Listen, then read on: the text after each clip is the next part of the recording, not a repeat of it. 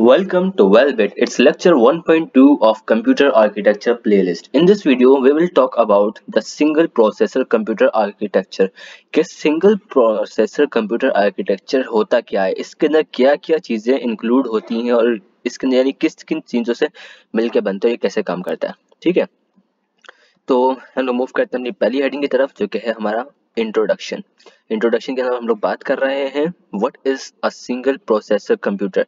The definition of single processor computer, it is a computer system with a single central processing unit, यानी कि single CPU यानी कि simple सी बात हो गई कि भाई एक यूनिट होगा, यानी कि एक सीपीयू होगा जो कि मल्टीपल टास्क वगैरह हमारा परफॉर्म कर रहा होगा, यानी मल्टीपल चीज़ों को कंट्रोल कर रहा होगा। ठीक है, single CPU. It handles all operations and data processing task, यानी कि सारे ऑपरेशंस और डेटा प्रोसेसिंग के जितने भी टास्क और इंस्ट्रक्शंस वगैरह को एग्जीक्यूट ये वो वगैरह जितना कुछ भी होता है वो सब हमारा क्या काम कर रहा होगा, कौन काम कर रहा होगा, सिंगल प्रोसेसर कंप्यूटर काम कर रहा होगा। ठीक है, and it is use in most personal computers, यानी हमारे पास जो पर्सनल कंप्यूटर्स होते हैं उनमें इस्तेमाल होता है ये, और बेसिक कंप्यूटर डिवाइसेस के अंदर हमारे पास ये यूज हो रहा होता है। ठीक है, आगे हम लोग बात करते हैं component of single processor computer, यानी कि सिंगल प्रोसेसर कंप्यूटर के अंदर हमारे पास क्या क्या चीज़ें इंक्लूड हो जाती हैं, इसके अंदर क्या क्या इसके मेन कंपोनेंट्स हमारे पास होते हैं। ठीक है, सबसे पहले हमारे पास चीज़ आती है CPU. CPU mean central processing unit, यानी कि brain of the computer. It controls computer operations and it perform the data processing functions. ये हम पिछली वीडियो में भी इसके ऊपर बात कर चुके हैं। ठीक है, अब हम लोग इसके अंदर एक और चीज़ आ जाती है main memory. What is main memory? It stores data and instructions, यानी हमारे पास जो भी डेटा और जो भी इंस्ट्रक्शंस होगी वो जाके कहाँ स्टोर हो रही होंगी, हमारे पास मेन मेमोरी के अंदर जाके स्टोर होगी। And it is essential for executing programs, यानी अपने हमारे जो प्रोग्राम्स वगैरह होते हैं उनको एग्जीक्यूट करने में हमारे पास मेन मेमोरी जो है हमें मदद कर रही होती है। ठीक है, उसके बाद हमारे पास आता है control unit.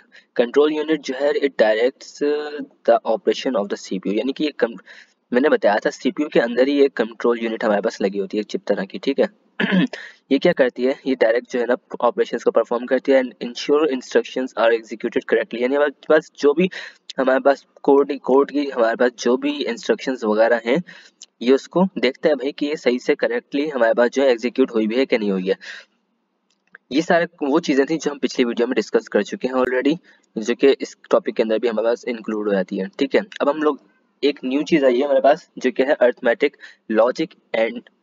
Arithmetic and logic unit. ठीक है, यानी कि इसको हम लोग शॉर्ट में बोलते हैं एलयू बोल रहे होते हैं। ठीक है अब इसलिए क्या करता है, it executes arithmetic operations like addition subtraction and division वगैरह एक्सेट्रा, यानी कि हमारे पास जो भी ऑपरेशंस वगैरह होंगे किस किस्म के, एडिशन सब्ट्रैक्शन या फिर मल्टीप्लिकेशन डिवीजन वगैरह के, यानी कि अर्थमेटिक जितने भी ऑपरेशंस होंगे ये एलयू हमारे पास उसको एग्जीक्यूट कर रहा होगा, उसको हमारे पास एक्शंस को परफॉर्म कर रहा होगा। It performs logical operations also, यानी कि एंड और नॉट नॉर और वगैरह जितने भी हमारे पास ये लॉजिकल ऑपरेशंस होते हैं वो भी हमारे पास एलयू जो है ना वो कर रहा होता है, एग्जीक्यूट कर रहा होता है। एंड की component in the data processing. ठीक है, इसके अलावा हमारे पास सिंगल प्रोसेसिंग कंप्यूटर्स के अंदर क्या चीज़ें होती हैं, हमारे पास होता है रजिस्टर्स आ जाते हैं हमारे पास। अब रजिस्टर क्या होता है भाई, रजिस्टर जो है ना ये एक तरह का समझ लो ये हमारे पास होता है इंटरनल स्टोरेज होती है। ठीक है, किस तरह की इंटरनल, यानी कि हमारे पास जो भी हमारे पास सीपीयू है ना, हमारे पास जो भी सीपीयू है तो उसके अंदर हमारे पास जो भी वो काम कर रहा होगा ना उसको फौरन जो है ना स्टोरेज चाहिए होती है एक्शंस को परफॉर्म करने के लिए। तो हमारे पास ना रजिस्टर वो स्टोरेज को प्रोवाइड कर रहे होते हैं, यहाँ पे लिखा हुआ भी है। It provides fast internal storage within the CPU. It holds temporary data and instructions. यानी कि देखो फॉर एग्जांपल अगर ये मेरे पास जो है ना ये मेरे पास रजिस्टर है और यहाँ पे फॉर एग्जांपल मेरा प्रोसेस है या फिर जो भी मेरे पास चीज़ें हैं जहाँ पे काम होना है तो इंस्ट्रक्शन आई थोड़ी देर यहाँ पर रुकेगी फिर फौरन से यहाँ पे चली जाएगी प्रोसेस होने के लिए। ये हमारे पास क्या है, ये हमारे पास इंस्ट्रक्शन है। जैसे ही यहाँ आ गई वैसी पीछे से अगली आ गई एक क्यू की फॉर्म में ना, तो यानी कि रजिस्टर हमारे पास क्या कर रहा होता है, इट होल्ड्स टेम्पररी डेटा, यानी कुछ देर के लिए हमारे पास डेटा को स्टोर कर रहा होता है। स्पीड अप प्रोसेसिंग ऑपरेशन, यानी जल्दी जल्दी हमारे पास डेटा आएगा उसको वेट नहीं करना पड़ेगा इतना, तो यानी हमारे पास जो है ना स्पीड अप हो जाएगा।